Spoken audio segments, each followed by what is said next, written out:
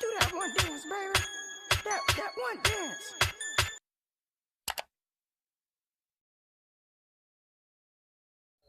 Assalamualaikum, halo anak-anak, bagaimana kabarnya hari ini? Semoga kalian sehat selalu ya. Kalian masih tetap semangat belajar kan? Nah, kalian memang luar biasa.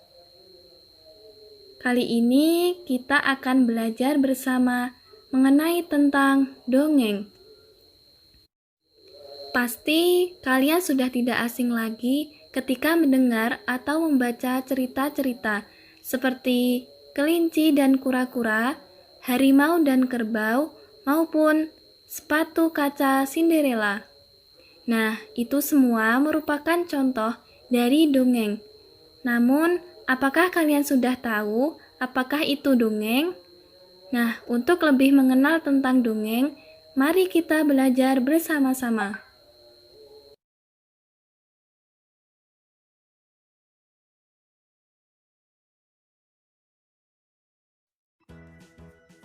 Dalam mengenal dongeng, kita akan mempelajari beberapa hal, yaitu mengenai pengertian dongeng, struktur dongeng, unsur intrinsik dongeng, jenis-jenis dongeng, dan contoh dongeng. Yang pertama, kita akan mempelajari tentang pengertian dongeng.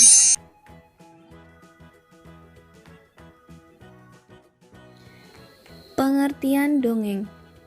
Dongeng merupakan suatu karya sastra lama yang berisi cerita hayalan atau cerita yang tidak benar-benar terjadi. Jadi, bisa dikatakan bahwa dongeng hanya karangan seseorang saja. Dongeng dapat berupa tulisan maupun lisan. Memiliki fungsi untuk mendidik dan menghibur, karena di dalamnya mengandung ajaran moral atau nasihat yang dapat diterapkan dalam kehidupan sehari-hari.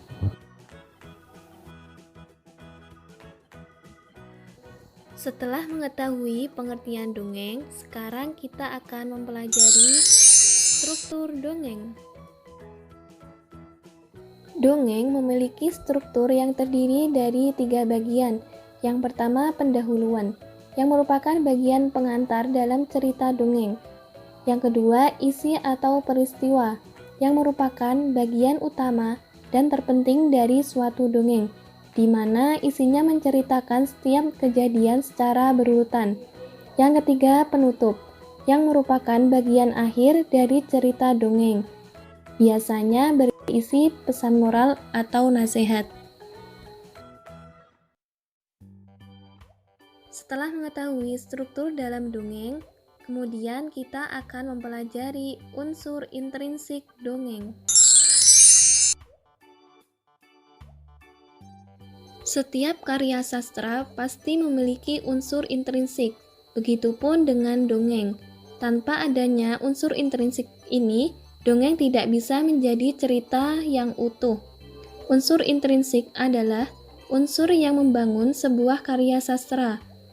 Unsur intrinsik pada dongeng ada 5 macam, yaitu tema, latar, alur, tokoh dan penokohan, dan amanat.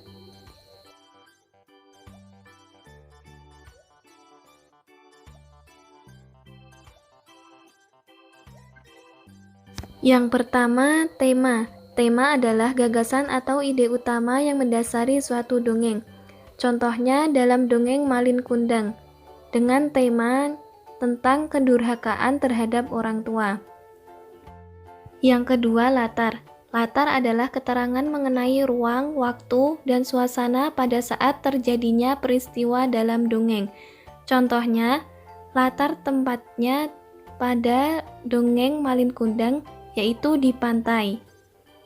Yang ketiga, alur. Alur adalah urutan kejadian dalam dongeng. Alur terdiri dari 3 macam, yaitu alur maju, mundur, dan campuran. Contohnya, dalam dongeng Malin Kundang, alurnya yaitu maju. Yang keempat, tokoh dan penokohan. Tokoh adalah para pelaku di dalam dongeng, sedangkan penokohan adalah penampilan dan watak tokoh dalam cerita, baik itu karakter, sifat, maupun kondisi fisik para tokoh. Contohnya, tokoh dalam dongeng Malin Kundang yaitu ada Malin Kundang, ayah dan ibu, dan istri Malin Kundang. Penokohan dalam dongeng Malin Kundang yaitu Malin Kundang bersifat protagonis dan antagonis. Yang kelima, amanat.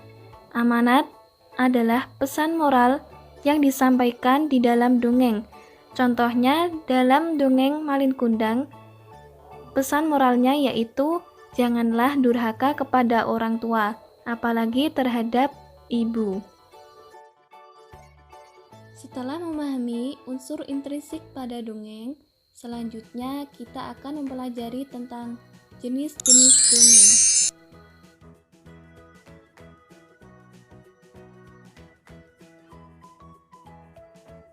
Jenis-jenis dongeng ada 5 macam, yaitu ada mite, sake, legenda, fabel, dan parabel.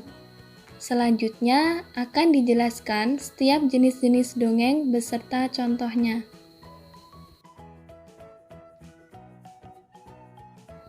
Yang pertama, mite.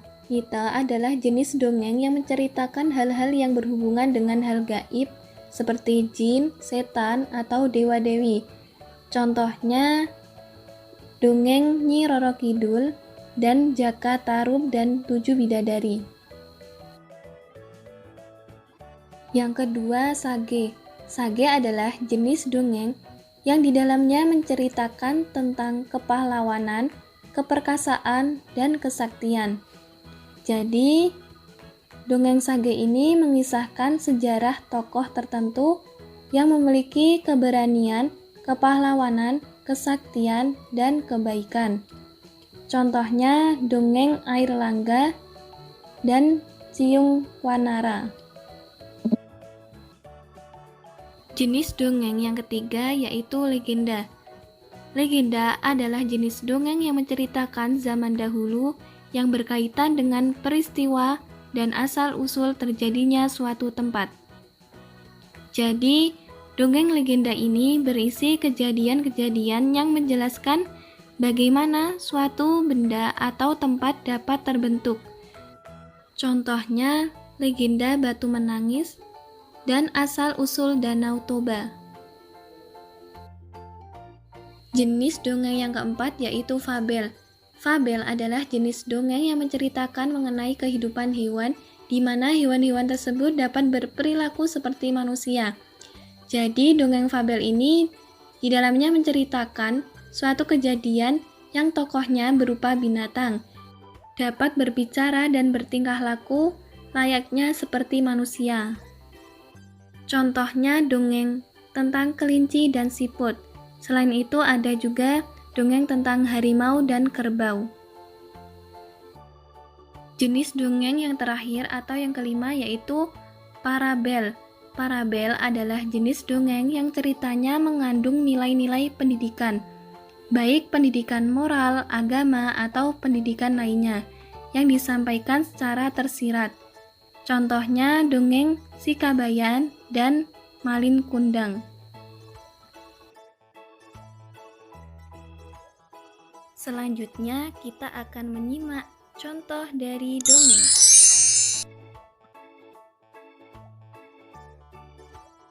Nah, dongeng yang akan ditampilkan yaitu tentang kisah semut dan merpati. Bagaimana ya kisahnya? Apakah ada yang sudah tahu? Yuk langsung saja kita simak bersama-sama. Pada suatu hari, seekor semut tengah kehausan. Ia berjalan santai di dalam hutan. Hingga akhirnya ia tiba di tepi sungai. Semut pun menjulurkan badannya yang mungil ke arah air untuk minum. Tapi malang, tak sengaja dia malah tercebur. Semut lalu hanyut terbawa arus. Dengan panik, semut pun berteriak, "Tolong, tolong, tolong aku!" Tapi tidak ada yang mendengar teriakannya. Semut mencoba berteriak lebih kencang, namun tetap saja tidak ada yang datang menolongnya. Ketika semut kecil itu hampir tenggelam, seekor merpati yang bertengger di ranting pohon melihatnya. Merpati segera menarik sehelai daun, lantas menjatuhkannya ke sungai, tepat di dekat semut.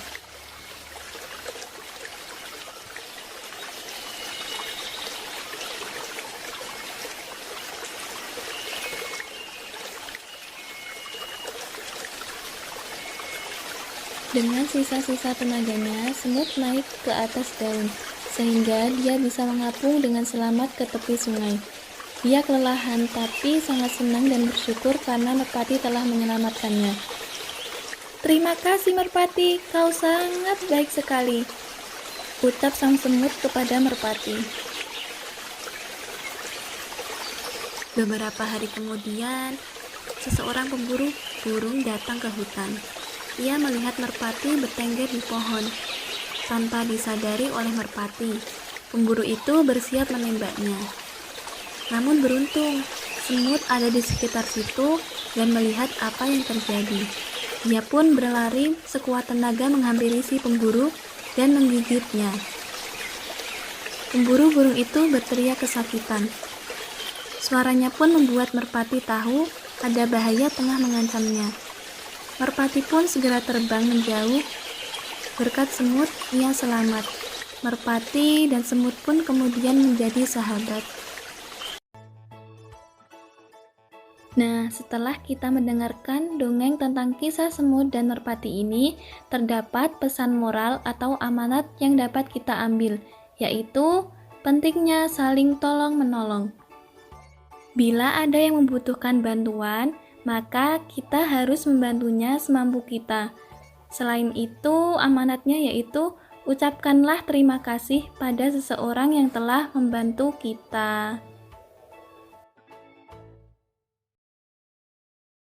Nah, kita sudah mempelajari dan memahami tentang dongeng. Semoga kalian bisa lebih mengenal lagi tentang dongeng.